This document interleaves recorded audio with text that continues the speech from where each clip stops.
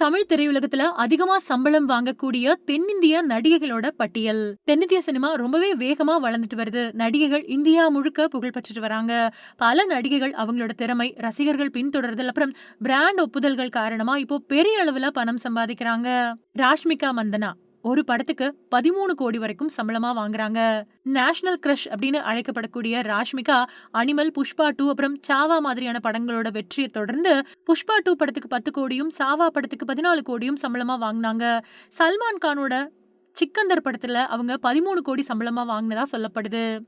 த்ரிஷா கிருஷ்ணன் ஒரு படத்துக்கு 10ல இருந்து 12 கோடி ரூபாய் வரைக்கும் வாங்குறாங்க.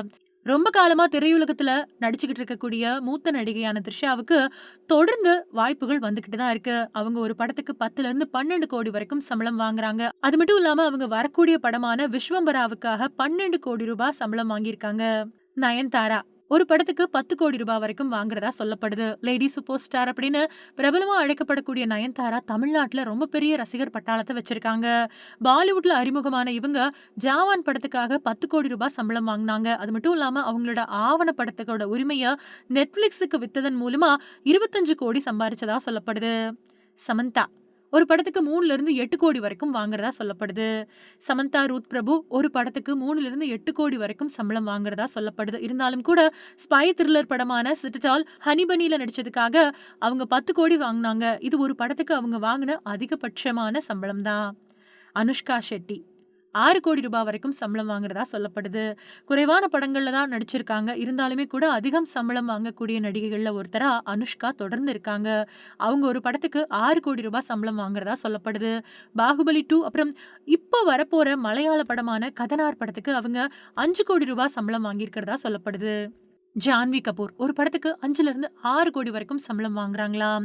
ஜான்வி கபூர் பாலிவுட்ல ரொம்பவுமே பரபரப்பான நடிகைகள்ல ஒருத்தங்க. ஆனா அவங்க டோலிவுட்லயும் ஒரு முத்திரையை பதிச்சு வராங்க. தென்னிந்திய சினிமாவில தேவாரா படத்தின் மூலமா அறிமுகமானாங்க. இதுக்காக அவங்க 5 கோடி சம்பளம் வாங்கியிருக்காங்க. சமீபத்துல ராம் சரண் கூட தன்னோட 2வது தெலுங்கு படத்துக்காக ஒப்பந்தப்படுத்தப்பட்டிருக்காங்க. இந்த படத்துக்காக இவங்க 6 கோடி சம்பளம் வாங்கியிருக்காங்க. சாய் பல்லவி ஒரு படத்துக்கு 5 கோடியில இருந்து சம்பளம் வாங்குறதா சொல்லப்படுது. தெலுங்கு அப்புறம் தமிழ் திரைப்பட துறைகள்ல ரொம்பவுமே பிரபலமான நடிகைகள்ல சாய் பல்லவியும் ஒருத்தங்க. அவங்களோட இயல்பான நடிப்பு அப்புறம் விதிவிலக்கான நடன திறமைக்காக அவங்க ரொம்பவே பிரபலமா இருக்காங்க. தண்டேல் படத்துக்காக இவங்க 5 கோடி சம்பளம் வாங்கினதா சொல்லப்படுது. கூடுதலா நிதேஷ் திவாரி இயக்கக்கூடிய வரவிருக்கக்கூடிய பாலிவுட் படமான ராமயானத்துக்காக 18ல இருந்து 20 கோடி வரைக்கும் சம்பளம் வாங்க போறாங்களாம்.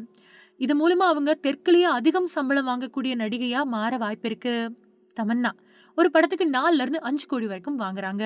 பாகுபலி அப்புறம் சைரா நரசிம்ம ரெட்டி மூலமா ரொம்ப முக்கியமான நடிகையா அறியப்பட்ட தமன்னா தமிழ்ல முன்னணி நடிகையா திகழ்றாங்க.